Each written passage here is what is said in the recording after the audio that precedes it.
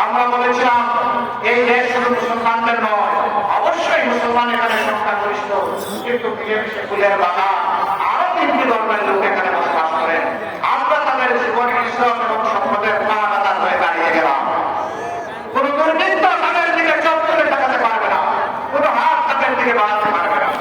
আমরা আশা করেছিলাম রাজনৈতিক দলগুলো সেখানে দায়িত্বশীলতার পরিচয় দেবে, কিন্তু আফসোস সকলে এই দায়িত্বশীলতার পরিচয় দিতে পারেননি।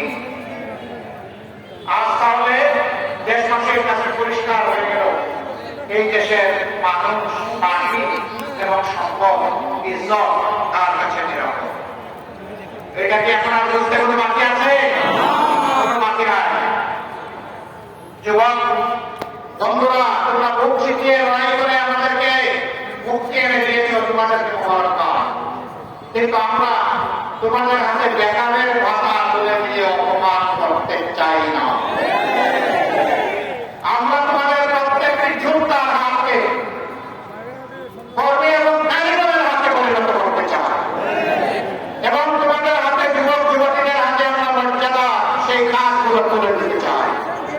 সেদিন তোমরা গর্ব করে বলবে, আমি আমার নতুন বাংলাদেশের একজন গর্বিত কারিগর। আমারও অবদান আছে, আমি বসে বসে বেকার বাবা আমি খাই না, বরঞ্চ আমি আমার জাতিকে দিতে চাই। আমরা এইভাবে আমাদের যুব সমাজকে কর্মসংস্থানের মাধ্যমে একদিকে দেশ করা, আরেকদিকে তাদেরকে সম্মানিত করতে চাই। যদি এটা আমরা পারি, তাহলে বিপ্লবের তোমাদের ভূমিকার কিছুটা হবে আমরা ঋণ পরিশোধ করতে পারলাম বলে মনে সান্ত্বনা হবে। মা বোনেরা, ইনশাআল্লাহ এই নতুন বাংলাদেশ আল্লাহ যদি আমাদেরকে বলার সুযোগ দেন, এই নতুন বাংলাদেশে আপনি আপনার নিজ গৃহে অবস্থানস্থলে, আবাস ভূমিতে, আপনি চলাচলের সময় এবং কর্মক্ষেত্রে সব জায়গায় ইনশাআল্লাহ দুটি জিনিস আপনাদেরকে আমরা নিশ্চিত করতে আমরা প্রতিজ্ঞাবদ্ধ।